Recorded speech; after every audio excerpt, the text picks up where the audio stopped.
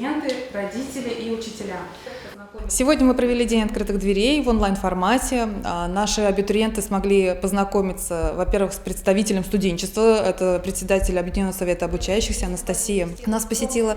Также мы пригласили тех, кто наибольше всего связан и работает со школьниками, это управление образовательных разработок, это представители от школы безопасности.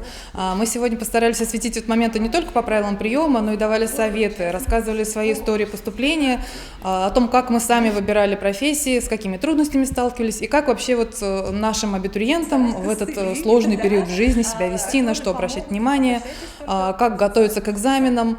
Поэтому мы надеемся, что вы еще тоже к нам присоединитесь онлайн, посмотрите те, кто не успел. Также мы ждем на наших следующих мероприятиях. 21 апреля у нас будет презентация магистерских программ в онлайн-формате. Также следите за анонсами наших мероприятий. У нас еще будет достаточно интересная, насыщенная программа для абитуриентов и их родителей. Акмолинский университет ждет вас. Мы будем рады вас видеть в стенах нашего вуза.